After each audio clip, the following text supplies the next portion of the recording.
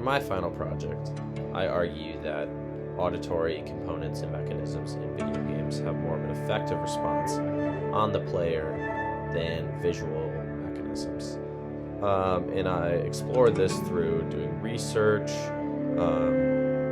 also making my classmates play the game with sound, without sound, recording their responses, and that all accumulates into this song and music video.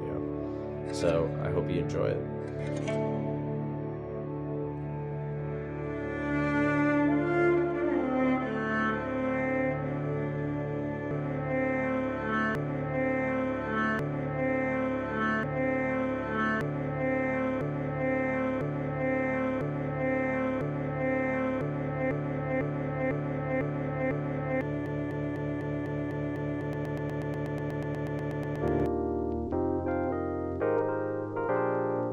As life depends on screens of light, games still maintain their sense of might. Humans have an innate need to play. Consoles and PCs are one key way. Video games have been judged on graphics, likely due to its perceived effect on the player immersed in the game.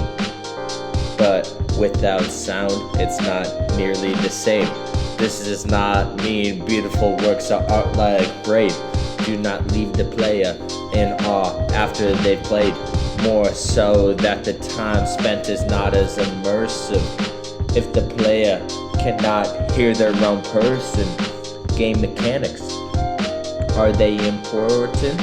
For starters, stress response is shown through controller haptics, indicated a player's potential. Antics, health bars, are an obvious sign of potential danger if the player crossed a line. Maybe it's the lack of fresh air, like Metro 2033, or a character was shot, bringing them to the knees. Visual cues are not the main factor of immersion. Only they can portray part of the subversion. Auditory components are the most important mechanism that's the subject of this very lyricism. Metro, Braid, and Modern Warfare, without their audio, they do not compare. The breathing, the torture, the reversal of tune keeps your mind engaged, never leaving its room. According to B.J. Kemp, child psychologist in 1973, auditory stimuli reach your brain 2 or 3 times faster than visual stimuli do. Clear to see that there's attention it is due. Auditory components like coughing and breathing leave the player an immersive experience that visual components cannot create. While combined, they are both great. I interviewed my friends to hear their perspective, and what I discovered I was not expecting. I had them play Modern Warfare without sound. The waterboarding mission, here's what I found. None of them registered that they were a girl. Once they realized it really was a whirl.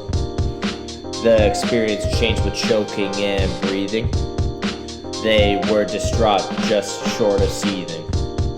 Storylines are not always linear. From beginning to end, it is not clear.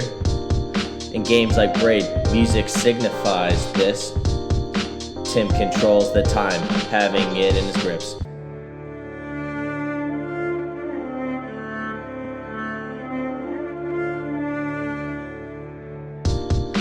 He is not the good guy he's painted to be. At the beginning of the game, in love is he. Yet as it unfolds, he manipulates time. Similar to the princess, it's quite a crime. It's a beautiful number that plays along. The beautiful watercolor embodied in a song. An intriguing dichotomy to the storyline. Critique by Mr. Blow with the fans it aligned. In conclusion, as mechanisms get better, Games need them now, more than ever. In Metro and Modern Warfare with unnerving sound effects, and with Tim and Braid, he's not that clever.